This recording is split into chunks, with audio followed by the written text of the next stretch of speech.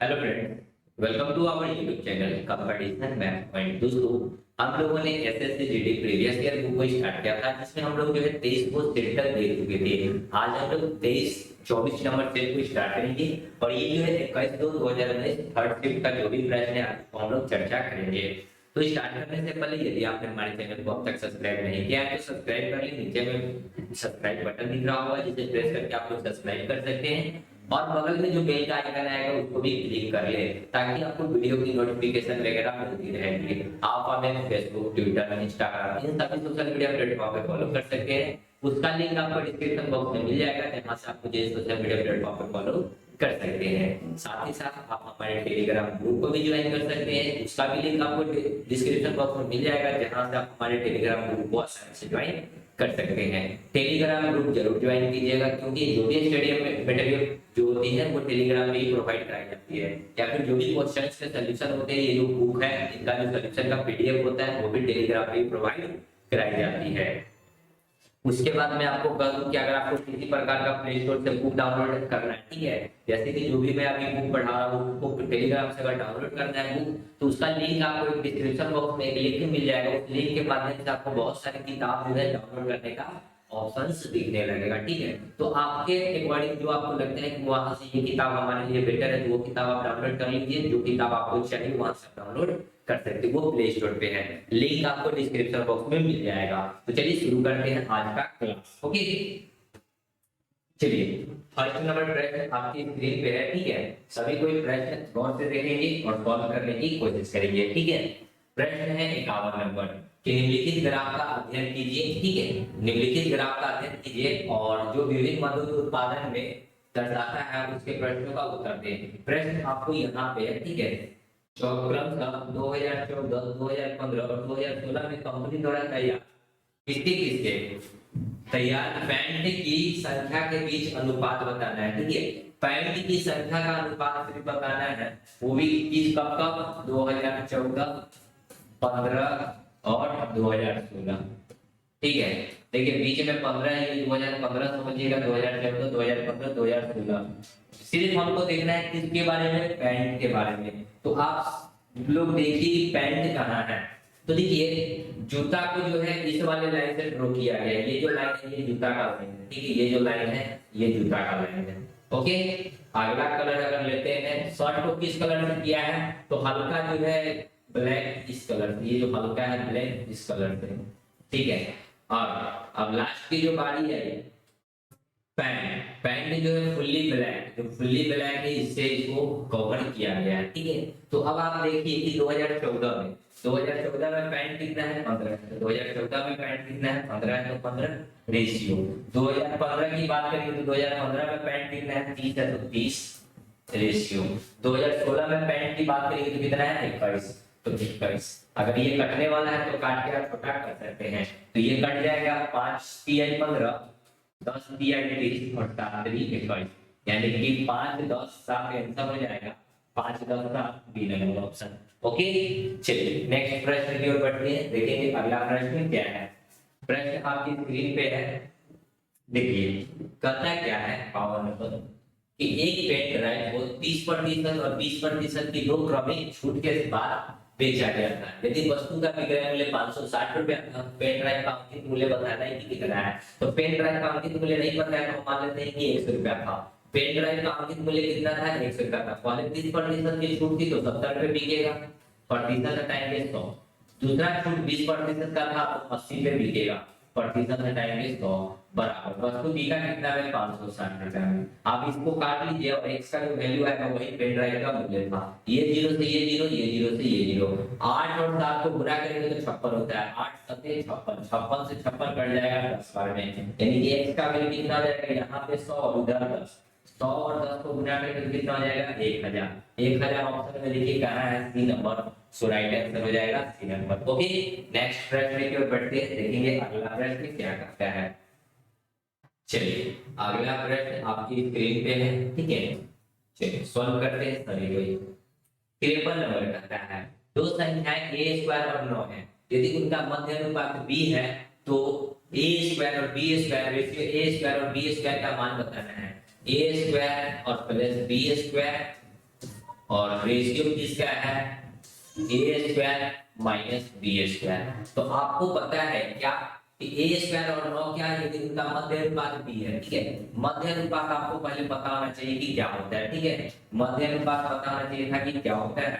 तो मध्य अनुपात क्या होता है, मध्य अनुपात, ठीक है, मध्य अनुपात होता है रूट अंडर ए बी, ठीक है, रूट अंडर ए बी। और मध्य अनुपात आपको कितना दे रखा है, बी। तो मध्य अनुपात की जगह पे डाल दीजिए बी बराबर रूट अंडर ए। ए की जगह पे तो ए स्क्वायर है और बी, बी के जगह पे कितना है, 3 9 है, ठीक है। तो 9 को हम लोग लिख सकते हैं 3 का स्क्वायर, 9 को क्या लिख सकते हैं, 3 का स्क्वायर। अगर आप इसको ज्यादा सिंपलीफाई करोगे तो देखिए आगे जब सिंपलीफाई करोगे तो यहाँ पे बी तो बी रहेगा, 3 और a हो जाएगा 3a और a स्क्वायर और रूट हट जाएगा, यानी कि b का वैल्यू कितना हो जाएगा 3a, ठीक है। b का वैल्यू कितना हो जाएगा 3a। अब कुछ नहीं है, वैल्यू को पुट कर लीजिए, ठीक है। a स्क्वायर, तो यहाँ से अगर a की बात करते हैं, यहाँ से अगर a की बात करते हैं या फिर a को रहने देते हैं, ठीक है। a स्क्वायर को a स्क्वायर रहने देते हैं, ठीक है, टेंशन नहीं लेना है। a स्क्वायर को a स्क्वायर छोड़ देते हैं। b स्क्वायर, b का वैल्यू कितना है 3a, यानी कि 3 का स्क्वायर लो, a स्क्वायर को a स्क्वायर, रेशियो है तो रेशियो, यहाँ a स्क्वायर को a स्क्वायर ही रहने देते हैं, अब माइनस b स्क्वायर, b के जगह पे डालना है 3, 3 का स्क्वायर 9, b स्क्वायर है तो b स्क्वायर, ठीक है। सॉरी b के जगह पे तो क्या आ जाएगा, यहाँ पे a स्क्वायर होगा, ठीक है। ये कितना हो जाएगा, a स्क्वायर हो जाएगा। अब देखिए 9 और ये कितना हो जाएगा 10 a स्क्वायर, रेशियो 9 में से a स्क्वायर जाएगा तो माइनस में 8 a स्क्वायर हो जाएगा। a स्क्वायर से a स्क्वायर कट गया, इसको काटे तो ये 5 गुना 10, ये 4 गुना 8, लेकिन ये माइनस में आएगा, ठीक है। आपके ऑप्शन में माइनस नहीं लगा हुआ है, ठीक है। ऑप्शन नंबर बी हो जाएगा माइनस, सॉरी 5 4, ठीक है। तो आंसर आ रहा है माइनस में, लेकिन ऑप्शन क्या होगा 5 4, नेगेटिव नहीं लेंगे, ओके। आगे बढ़ते हैं, देखिए अगला प्रश्न क्या है, सभी को ही गौर फरमाएंगे। प्रश्न कहता है 2500 रुपया धनराशि 4% वार्षिक दर से 2 वर्षों का साधारण ब्याज तथा चक्रवृद्धि ब्याज का अंतर क्या होगा, रुपए में बताना है। तो बहुत आसान प्रश्न है, देखिए अगर समय दे रखा है 2 वर्ष और एसआई एवं सीआई का अंतर पूछा है, ठीक है। एसआई एवं सीआई का अंतर, एसआई और सीआई का अंतर, समय जब 2 साल दिया, ठीक है, समय जब 2 साल दिया हो, एसआई एवं सीआई का अंतर पूछे तो आपको डायरेक्ट कुछ नहीं करना है, R square by 100, R square by क्या करना है 100। आर मतलब क्या, रेट, रेट कितना है 4, 4 का स्क्वायर करेंगे तो 16 डिवाइड बाई 100, 16 डिवाइड बाई 100 यानी कि 0.16%। ये क्या है, ये एसआई एवं सीआई का अंतर आया जो कि परसेंटेज में है, एसआई एवं सीआई का अंतर आया जो कि परसेंटेज में है। तो हमको एसआई एवं सीआई बताना है कि आखिर है कितना, एसआई एवं सीआई बताना है कि कितना है। तो टोटल अमाउंट कितना है 2500, टोटल अमाउंट कितना है 2500, 2500 का निकाल देंगे 0.16, प्रतिशत के लिए ये 100 और ये पॉइंट के लिए 2 जीरो, और ये 2 जीरो से ये 2 जीरो कट गया, 25 से ये कटेगा 4 बार में, और 4 से ये 4 चौका 16, यानी कि कितना हो जाएगा 4 रुपया। एसआई और सीआई का अंतर कितना हो जाएगा 4 रुपया, सी नंबर ऑप्शन। किसी भाई को कोई प्रॉब्लम हो तो कमेंट जरूर कीजिएगा कमेंट सेक्शन में। चलिए नेक्स्ट प्रश्न की ओर बढ़ते हैं। देखिए अगला प्रश्न क्या है, प्रश्न आपके स्क्रीन पे है, कहता है क्या कि 80 छात्रों की एक कक्षा में 60% छात्र जो है अर्थशास्त्र में उत्तीर्ण हुए, ठीक है। केवल 20% इतिहास में उत्तीर्ण नहीं हुए, नहीं होगा यहाँ पे, ठीक है, उत्तीर्ण हुए, ओके। यहाँ पे ये नहीं होगा, गलत है। 80 छात्रों की एक कक्षा में 60% छात्र जो है अर्थशास्त्र में उत्तीर्ण हुए, केवल 20% इतिहास में उत्तीर्ण हुए। अधिकतम बच्चों की संख्या जो न तो अर्थशास्त्र में उत्तीर्ण हुए और न ही इतिहास में उत्तीर्ण हुए, ठीक है। बहुत आसान प्रश्न है। 80 छात्र था जिसमें से कि 60% अर्थशास्त्र में, ठीक है, अर्थशास्त्र में जो है 60% उत्तीर्ण हुआ और 20% किसमें उत्तीर्ण हुआ, इतिहास में। टोटल कितना उत्तीर्ण हुआ 60 20 80%, यानी कि दोनों में मिलाकर कितना उत्तीर्ण हुआ 80% उत्तीर्ण हुआ। तो 80 का 80% आप निकाल लीजिए या फिर 80% उत्तीर्ण है, ठीक है। ये 80% क्या है, पास है। उत्तीर्ण मतलब क्या होता है, पास होता है। तो 20% क्या हो जाएगा, फेल हो जाएगा। 20% क्या हो जाएगा, फेल हो जाएगा। इतना तक तो समझे ना। अगर टोटल अमाउंट होता है 100%, 100% में 80% पास है तो 20% फेल हो जाएगा। और हमको बताना है कि ना तो अर्थशास्त्र में उत्तीर्ण है और ना ही इतिहास में, यानी कि दोनों के दोनों में जो फेल है, ठीक है। तो दोनों के दोनों में जो फेल है, यानी कि फेल कितना है 20%, तो 80 का 20% निकाल लीजिए, प्रतिशत हटाएंगे 2 जीरो, ये 2 जीरो से ये 2 जीरो कट जाएगा, तो 8 में कितना आ जाएगा 16। तो जो दोनों में फेल है उसकी संख्या कितनी है, 16, B number option. I think सभी को समझ में आ रहे होंगे। आगे बढ़ते हैं, देखिए अगला प्रश्न। प्रश्न आपकी स्क्रीन पे है, ठीक है। प्रश्न आपकी स्क्रीन पे है 56 नंबर। देखिए क्या है। ए ने सुबह 6 बजे उत्तर की ओर दौड़ना शुरू किया। बी ने भी सुबह 10 बजे उत्तर की दिशा की ओर दौड़ना शुरू किया। बी की गति का अनुपात 3 और 7 है। यदि दोनों एक ही स्थान से दौड़ना शुरू करते हैं तो वे किस समय मिलेंगे, ये हमको बताना है। देखिए प्रश्न बहुत आसान प्रश्न है। देखिए कहता है कि ए ने सुबह 6 बजे उत्तर की ओर, ये जो है सुबह 6 बजे दौड़ना आरंभ किया।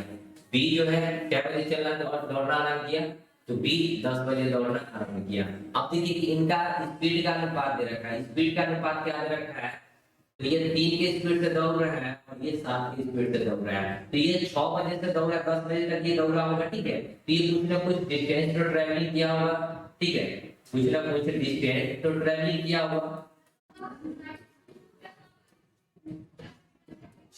तो कितना डिस्टेंस क्या होगा कि ये 6 बजे जो है, ये 6 बजे चला है और दूसरा जो गाड़ी चला, मतलब ये दूसरा जो बी था वो 10 बजे चला, यानी कि ये 4 घंटा चला।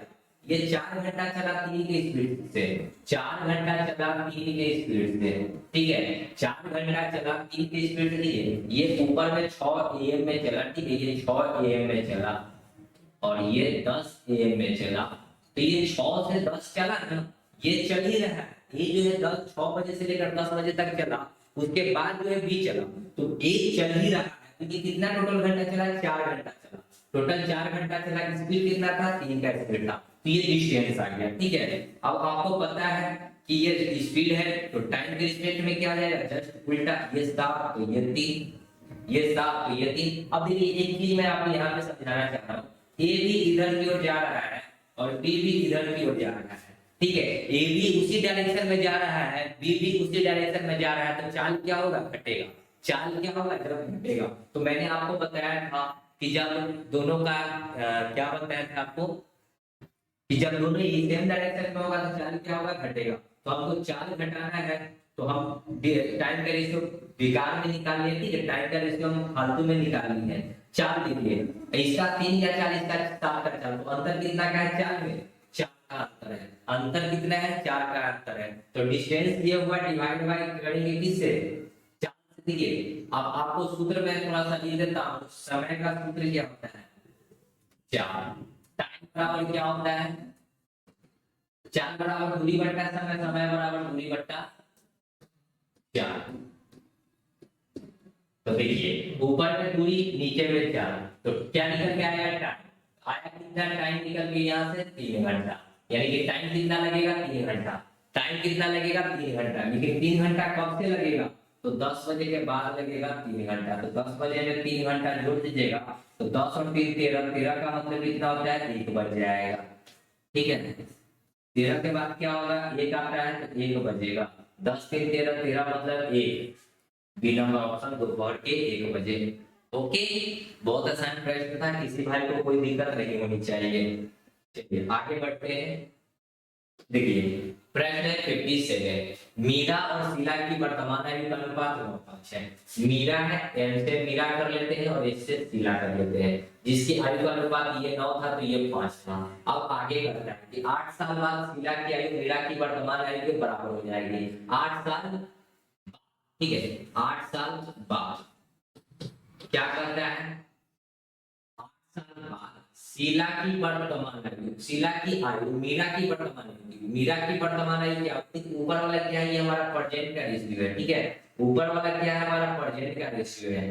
प्रश्न समझिए, 8 साल बाद शीला की आयु मीरा की वर्तमान आयु के बराबर हो जाएगी। मीरा की जो वर्तमान आयु है, मीरा की वर्तमान आयु कितना है, 9, तो वो आयु इसकी हो जाएगी 9। ठीक है, मीरा की वर्तमान आयु कितनी हो जाएगी 9।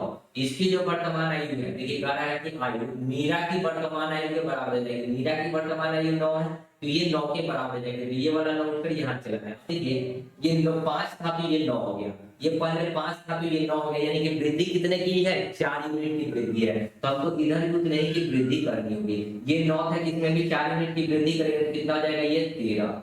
इतना तक कोई दिक्कत नहीं है। 5 से ये 9 होगा तो 9 से भी ये बढ़ेगा ना। देखिए भाई, अगर आपके साथ अगर आपका भाई है तो जितने साल आप आगे बढ़ोगे, अगर 4 साल अगर आपकी आयु आगे बढ़ी है तो आपके छोटे भाई की भी आयु 4 साल आगे जाएगी। ठीक है, ये इसमें कोई टेंशन नहीं होनी चाहिए। अब देखो, ये 5 से हो गया 9, कई यूनिट की वृद्धि है, 4 यूनिट की वृद्धि है। कितने सालों में, तो 8 सालों में। 4 यूनिट की वृद्धि 8 सालों में, 1 यूनिट का वैल्यू कितना हो जाएगा, 2। 1 यूनिट का वैल्यू कितना हो गया, 2। आपसे क्या पूछा है कि शीला की वर्तमान आयु कितनी है, तो शीला क्या यूनिट है, शीला क्या यूनिट है, 5 यूनिट। और 1 यूनिट का वैल्यू कितना निकाले हैं, तो 5 गुना कितना हो जाएगा, 10 वर्ष।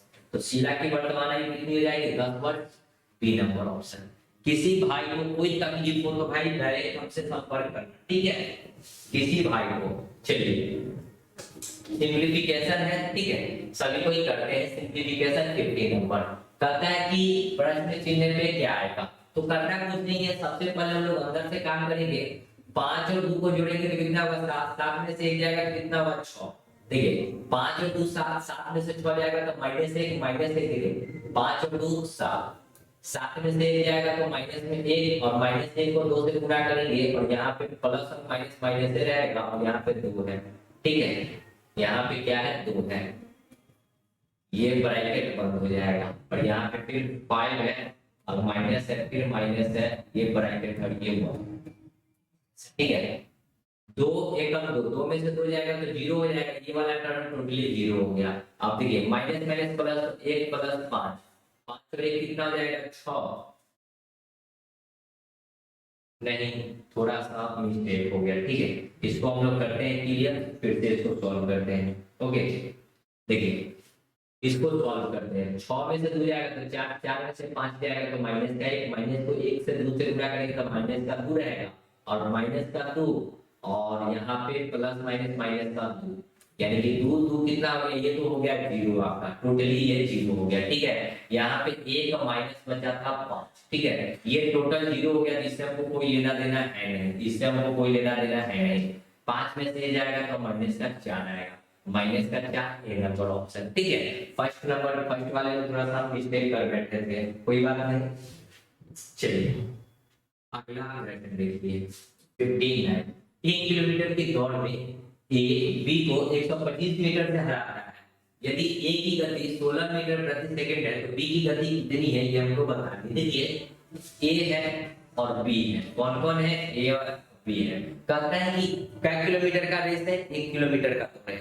1 किलोमीटर की दौड़ में ए बी को 125 मीटर से हराता है। ए जो है बी को हराता है, बी को हराता है, यानी कि ये टोटल 1000 मीटर चला होगा। देखिए 1 किलोमीटर में होता है 1000 मीटर। ठीक है, तो ये डिस्टेंस है। अगर ये टोटल 1000 डिस्टेंस चला होगा तो ये 125 मीटर कम चला है। ये कितना चला है, 125 मीटर कम चला है। 125 मीटर कम मतलब ये 875 मीटर चला होगा। ठीक है, ये कहता है ना कि 125 मीटर से हराता है, यानी कि ये अगर पूरा 1000 किलोमीटर की रेस पूरी की होगी तो बी कितना क्या होगा, 125 मीटर कम, यानी कि 875 मीटर ये चला होगा।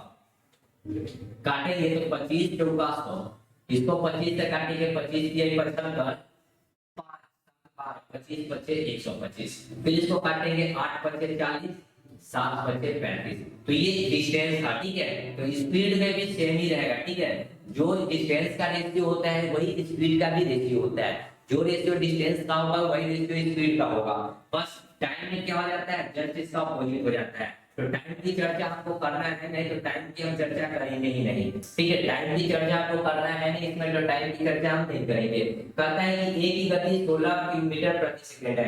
ए क्या यूनिट है, ए 8 यूनिट है। 8 यूनिट का वैल्यू कितना है, 16 मीटर प्रति सेकंड। ए की स्पीड कितनी है, 8 यूनिट का वैल्यू 16 है। तो आपसे पूछा है कि बी का स्पीड कितना होगा।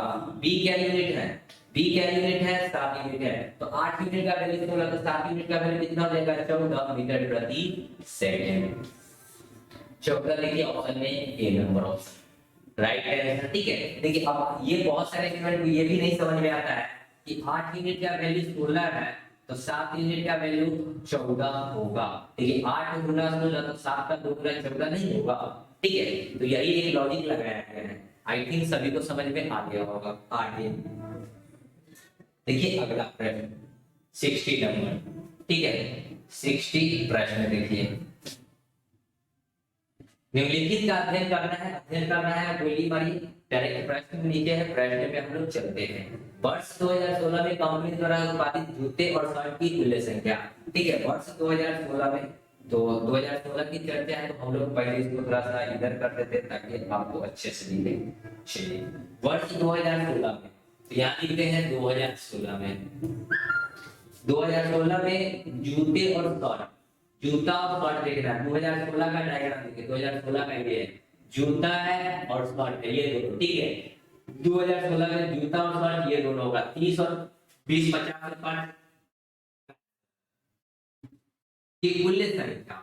और 2014 में कंपनी द्वारा उत्पादित पैंट की संख्या के 2014 में कंपनी द्वारा पैंट, तो 2014 यहाँ है पैंट, तो 2014 में देखना है पैंट, पैंट में कितना है 15। ठीक है, तो इसका अंतर देखिएगा तो 65 में से 15 घटाएंगे तो कितना आ जाएगा 40।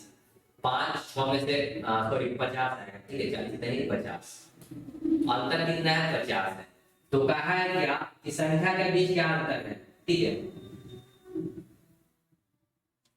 देखिए ये थोड़ा सा गलती हुआ, 30 20 50 और 5 55 होगा। ठीक है, यहाँ पे 55 होगा, यहाँ पे 55 होगा। ठीक है, ये 30 और 20 50 और 5 55, 55 में से 15 घटेगा तो आएगा 40। ठीक है, 55 में से 15 घटेगा तो आएगा 40, यही गलती ये थे 40।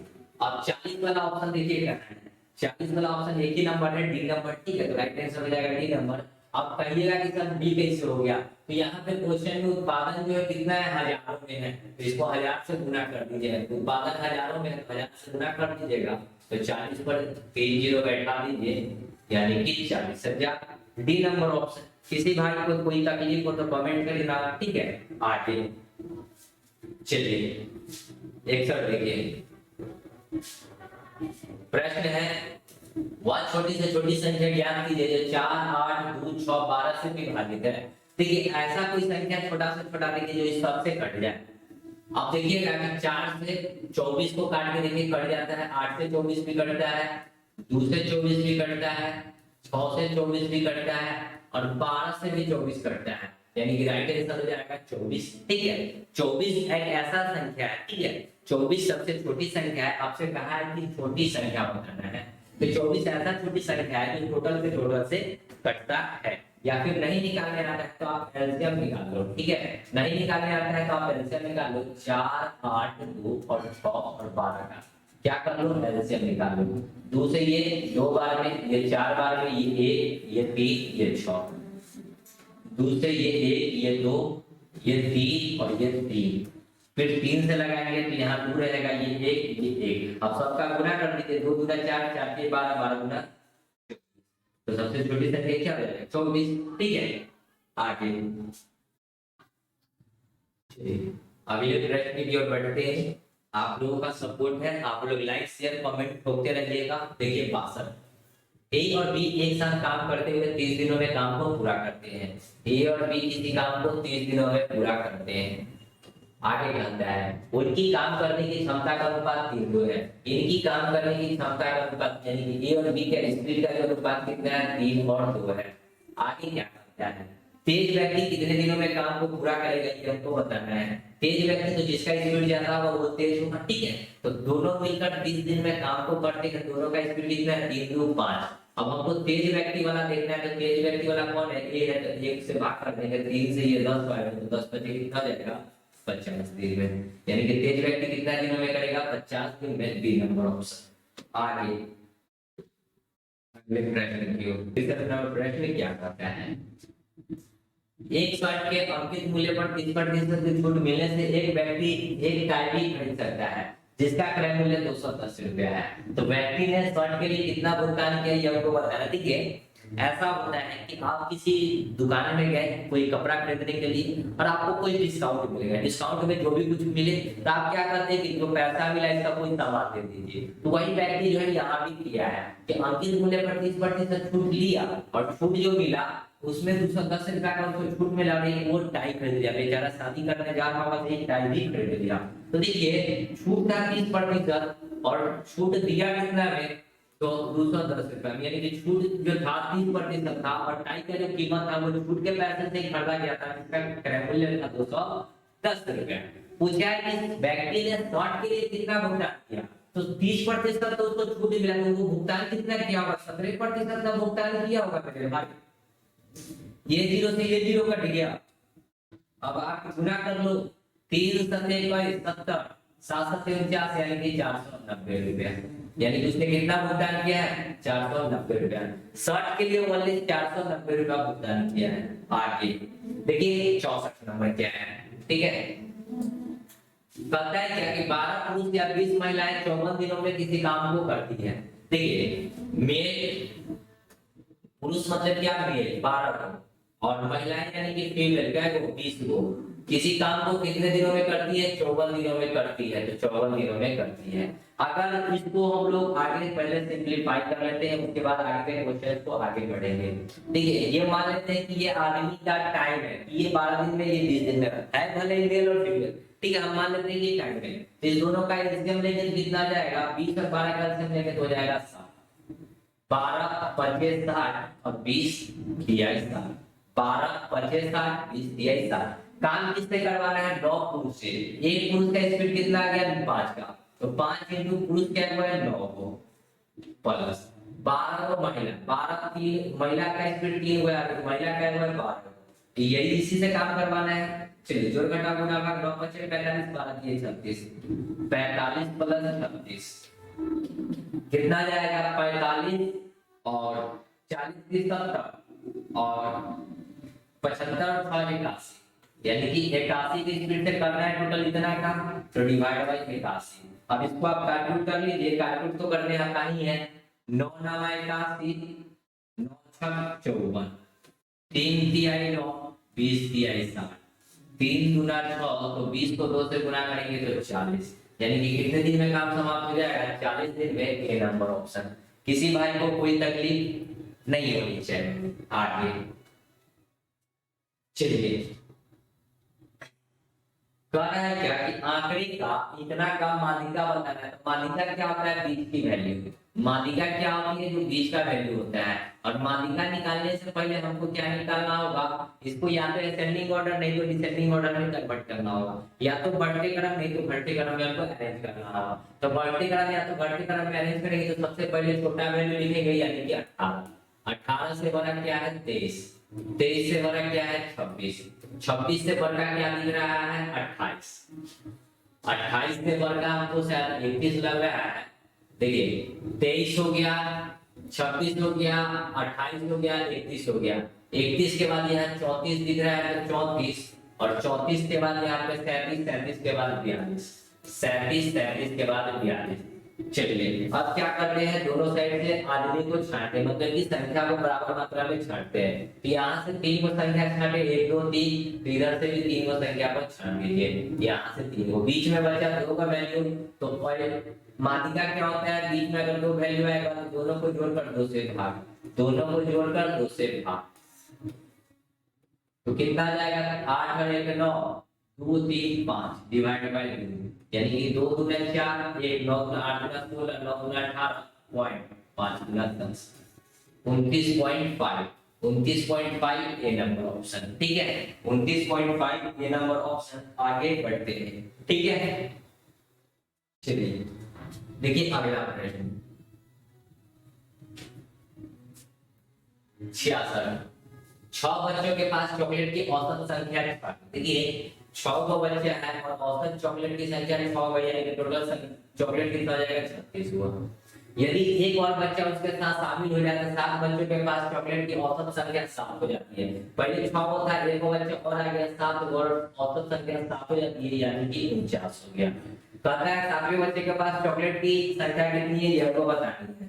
तो देखिए पहले 6 को में से 1 को निकालेंगे 7 में से 6 घटाएंगे तो एक वो बच्चा निकलेगा, और वो जो एक वो बच्चा निकलेगा वो 7वां व्यक्ति निकलेगा, ठीक है। वो जो एक निकलेगा वो कौन निकलेगा, 7वां बच्चा निकलेगा। तो 49 में से 36 को घटा दीजिए, तो 9 में से 6 जाएगा तो 3, और 4 में से 3 जाएगा तो 1, 13। यानी कि जो एक व्यक्ति निकला है उसके पास में कितना चॉकलेट है, 13 वो चॉकलेट है। ऑप्शन नंबर डी, ठीक है।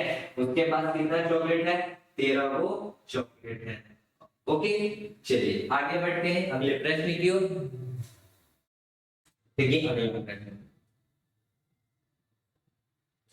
कहता है क्या कि 7 व्यक्ति के पास इतना इतना इतना चॉकलेट है, यदि उनमें से प्रत्येक को 5 अतिरिक्त चॉकलेट दी जाती है तो अब उनके पास चॉकलेट की संख्या क्या, औसत संख्या क्या होगी, ये हमको बतानी है। देखिए कहता है क्या कि 7 व्यक्ति के पास 20, 30, 40, 50, 60, 70 और 80 चॉकलेट है, ठीक है। 7 को व्यक्ति के पास कितना चॉकलेट है, तो पहले हम लोग एवरेज निकालते हैं, ठीक है। पहले हम लोग क्या करते हैं, एवरेज निकालते हैं, सबको जोड़ते हैं, सबको जोड़ते हैं, देखते हैं कि टोटल चॉकलेट कितना है।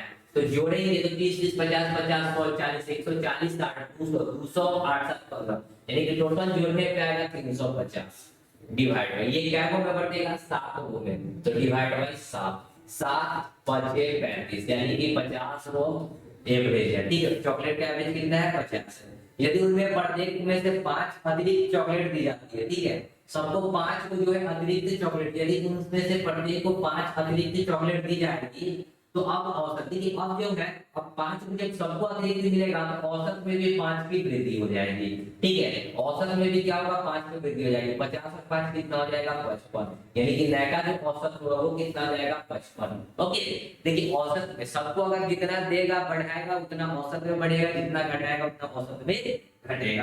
तो यही काम यहाँ पे हुआ है। औसत मेरा 50 था, इसमें कहता है कि 5 को अतिरिक्त सब में बांटा जाता है, तो औसत में भी क्या होगा, 5 को बढ़ जाएगा। ओके, आगे 68 देखिए क्या है, अगला प्रश्न देखिए, कहता है क्या कि 120 बैग का क्रय मूल्य 15 रुपए प्रति बैग है, उनमें से 40 बैग को 18 रुपए प्रति बैग में बेचा गया।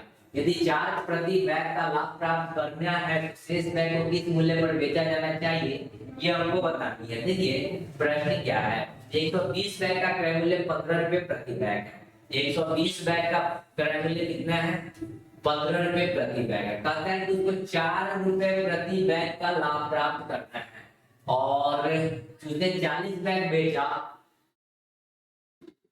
40 बैग 18 रुपए प्रति बैग बेचा गया, तो उसको 4 रुपए प्रति बैग का लाभ प्राप्त करने के लिए शेष बैग को किस मूल्य पर बेचना है, ठीक है।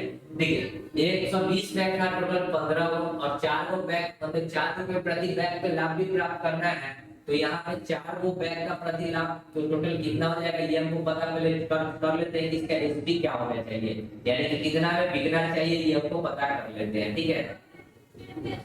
तो पता करेंगे तो कितना हो जाएगा, 120 1 2 में 15 4 19, तो कितना में बिकना चाहिए, 0 19 गुना 38 के 8, 19 से कम 19, 19 गुना 38 से 8, 19 से कम 19 और 3, 19 और 3 21, यानी कि बेचना कितना में चाहिए था, 2180 रुपया में, ठीक है।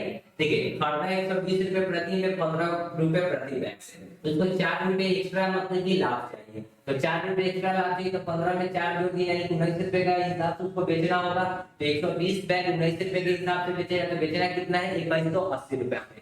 क्वेश्चन के अकॉर्डिंग बनता है क्या, उसमें से 40 बैग जो है 18 रुपए प्रति बैग में बेचा गया, क्या हो गया, 40 को बैग 18 रुपए, तो 18 से 72 यानी कि 720 रुपया में बेच दिया। अब देखिए घटा लेते हैं, ठीक है। 120 बैग में से 40 बैग भी गया, तो अभी भी कितना बैग बचना है, 80 बैग शेष बचना है। बेचना कितना है, 0, 8 में से 2 जाएगा तो 6, और 21 में से 7 जाएगा तो 14, 7 21 14, यानी कि 80 को बैग बेचना है 160 रुपए में, तो एक बैग का विक्रय मूल्य जो है वो पता करना है, तो आप इसको काट लीजिए, ये 0 से ये 0 कट जाएगा, 8 से इसको काटेंगे, 8 एकम 8, फिर 6 6 8 8 64, फिर पॉइंट लगेगा 2 0 8 10 16, फिर 4 0 8 25 40, यानी कि 18 रुपया 25 पैसा, 18 रुपया 25 पैसा ऑप्शन में नहीं है, ठीक है। तो फिर से काट लेते हैं, 8 एकम 8 और 6 14, 8 और 6 14 और देखिए कहीं पे कुछ गलती तो नहीं ना हम किए, देखते हैं ठीक है कहाँ पे गलती है। आंसर तो 18 पॉइंट समथिंग है नहीं,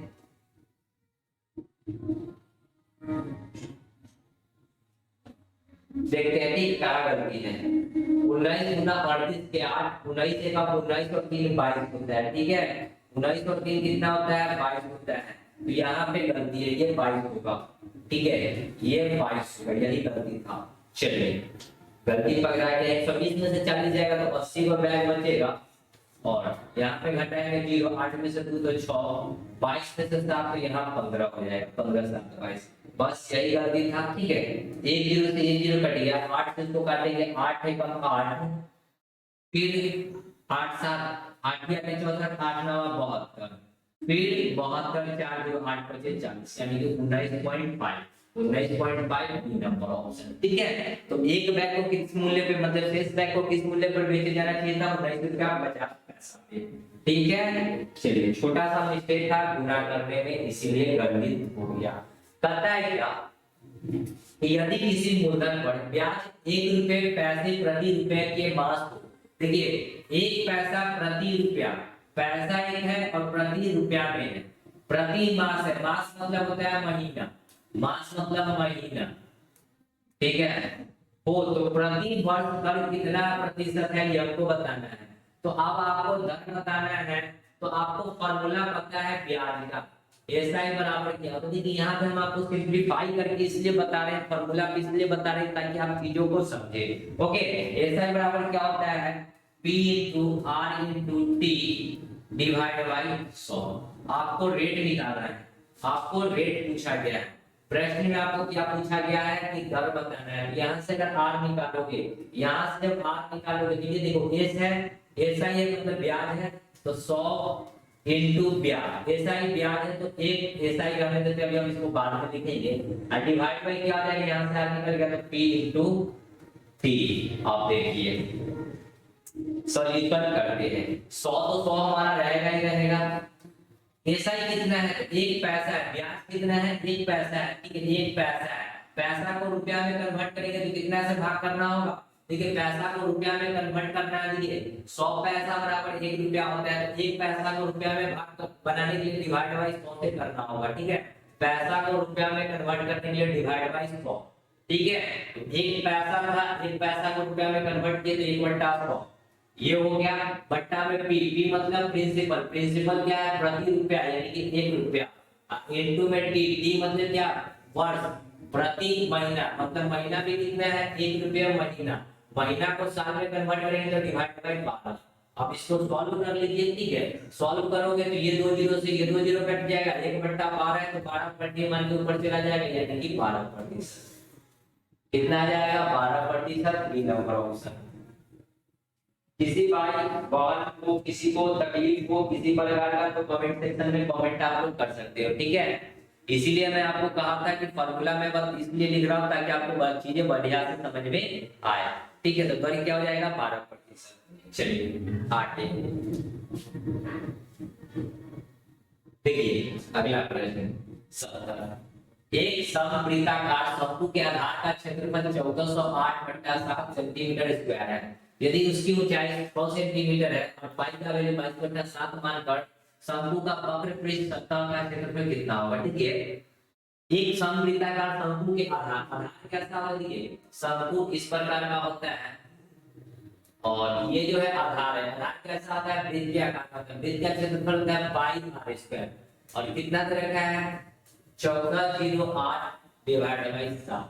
यहाँ से अगर हम लोग पाई का वैल्यू लिखेंगे तो 22/7 इनटू में r स्क्वायर बराबर 1407 डिवाइड बाई 7। अगर आप इसको सॉल्व कर रहे हो, ठीक है, ये 7 से 7 कट जाएगा, 11 गुना 22, 11 कम 11, 11 गुना 22, 11 कम 11, फिर 3 11 गुना 22 7 1408 था, ठीक है 1408 था, माफ करना ये 8 था, ये 8 था। चलिए काट रहे थे 11 से 11 गुना 22 2 जीरो 11 कम 11 फिर 8 8 11 गुना 22 2 जीरो सॉरी 11 कम 11 3 जीरो 11 गुना 22 8 8 11 के 88 फिर 2 से ये काटेंगे 6 गुना 12 ये 4 गुना 8 64 यानी कि r स्क्वायर बराबर है 64 तो r बराबर रूट अंडर 64 का वैल्यू कितना हो जाएगा 8 यानी कि त्रिज्या कितना हो गया 8 त्रिज्या कितना हो गया 8 अब आपसे क्या पूछा है कि शंकु का वक्र पृष्ठ क्षेत्रफल बताना है तो वक्र पृष्ठ क्षेत्रफल क्या होता है पाई आर एल पाई का वैल्यू 22/7 आर कितना है आर अब आपको एल तो पता है नहीं तो आपको तो एल निकालना होगा तो एल देखिए अब R into H into L का रेशियो यानी कि पाइथागोरस ट्रिपलेट यहाँ लग जाएगा। देखिए ऊंचाई आपको 6 दे रखा है 3 4 5 का ट्रिपलेट आपने कभी पढ़ा था 3 4 5 का ट्रिपलेट आपने कभी पढ़ा था या नहीं कमेंट सेक्शन में जरूर कीजिएगा 3 4 5 का ट्रिपलेट पढ़ा था। पाइथागोरस थ्योरम जो होता है देखिए यहाँ पे 90 डिग्री बनता है 90 डिग्री के सामने वाली भुजा जो होती है कर्ण कहलाती है यानी ये त्रिज्या ऊंचाई है ये हाइट है और ये जो है इसको कहते हैं त्रिज्या। तो ये 3 4 5 यानी कि 3 आपका जो है क्या है ऊंचाई दे रखा है 3 का 2 गुना 6 4 का 2 गुना 8 क्या दे रखा है त्रिज्या तो 5 का 2 गुना 10 क्या हो जाएगा त्रिज्या ऊंचाई l यानी कि ये आपका हो गया ऊंचाई h ये आपका त्रिज्या और ये आपका l 10 हो जाएगा ठीक है। तो l के जगह यहाँ 10 लिख दीजिए। ये सब होता है ट्रिपलेट आपको पता होना चाहिए था आसान हो जाता है 8 + 16 8 + 16 1 17 160 divide by 7 17 60 divide by 60 17 60 divide by 7 B number option ठीक है। आगे देखिए अगला प्रश्न संख्या 71 क्या है कहता है खंडन क्या कि एक समबाहु त्रिभुज का क्षेत्रफल 173 सेंटीमीटर है तो समबाहु त्रिभुज का परिमाप क्या होगा ये हमको बताना है। समबाहु त्रिभुज का क्षेत्रफल दे रखा है क्षेत्रफल क्या होता है √3/4 इनटू भुजा स्क्वायर और समबाहु त्रिभुज का क्षेत्रफल कितना है 173। चलिए a स्क्वायर का अगर वैल्यू निकालेंगे तो 173 इनटू में 4 डिवाइड बाय √3 आएगा √3 का वैल्यू कितना लिखना है 1.73 अगर ये पॉइंट हटाएंगे तो ऊपर में 2 जीरो आ जाएगा 173 से 173 कट जाएगा ये बराबर कितना हो जाएगा √400 का मान कितना होता है 20। अब आपसे क्या पूछा गया है आपसे पूछा गया है परिमाप तो परिमाप क्या होता है त्रिभुज का परिमाप होता है समबाहु त्रिभुज का परिमाप होता है 3 इंटू भुजा तो 20 इंटू 3 यानी कि 20 तिहाई 60 परिमाप कितना हो जाएगा 60 नंबर। आगे बढ़ते हैं चलिए अगले प्रश्न की ओर बढ़ते हैं। देखिए अगला प्रश्न क्या है प्रश्न है सुरेश 120 में से एक कलम 33.1/3% के लाभ पर बेचता है 40% का लाभ प्राप्त करने के लिए उसे किस मूल्य पर बेचना चाहिए। देखिए 120 पेन में देखिए 120 रुपया में एक कलम बेचकर 33.1/3 का लाभ कमाता है। अब पता है कि उसको 140% का लाभ इसको 33.1/3 को अगर हम लोग देखेंगे तो ये कितना है 100/3 ठीक है 133.1/3 मतलब क्या 100/3 और बेचा था 120 रुपया में ये हमारा लाभ है इसको हम लोग भी ये हमारा प्रॉफिट है ठीक है। इसको हम लोग बताएंगे लाभ है इसको हम लोग सेलिंग प्राइस में ले जाएंगे यानी कि एचपी पे ले जाएंगे तो इसमें क्या करना होगा 100 हमको ऐड करना होगा 100/3 में क्या करना होगा 100 ऐड करना होगा तो कितना हो जाएगा 100 300 400 ये हो गया सेलिंग प्राइस और सेलिंग प्राइस है 120 रुपया। आपसे कहा है कि 40% लाभ प्राप्त करना है तो आप 40% लाभ प्राप्त करना है यानी कि 140 आपको निकालना होगा क्योंकि आपसे सेलिंग पूछा है। तो ये 3 यहाँ से क्रॉस गुना इधर चलाएगा तो मैं इस 3 को यहाँ से उठा के इधर कर देता हूँ ना। अब चलिए करते हैं सॉल्व ये 0 से ये 0 कट जाएगा 40 तिहाई 120 यानी कि 3 तिहाई 9 14 नामा कितना होता है 14 नामा 124 14 नामा 124 यानी कि 40% का लाभ प्राप्त करने के लिए वस्तु को कितना बेचना होगा तो 126 रुपए में। कैसे किए ये हमारा सिर्फ प्रॉफिट था 33.1/3 क्या था प्रॉफिट था और हमको यहाँ पे क्या दे रखा था 120 रुपए में एक कलम को बेचता है, यानी कि हमको दे रखा था क्या सेलिंग प्राइस।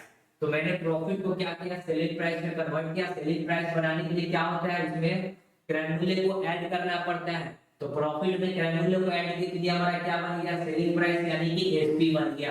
तो एसपी हमारा हो गया 103 400 बट्टा 3 बराबर 120 में बेचा। कहता है 40% का लाभ प्राप्त करने के लिए यानी कि 140 बराबर निकाल लेंगे। 3 को 3 से गुना 9, 9 को 14 से गुना करेंगे 126। ओके, किसी भाई को कोई प्रॉब्लम नहीं होनी चाहिए।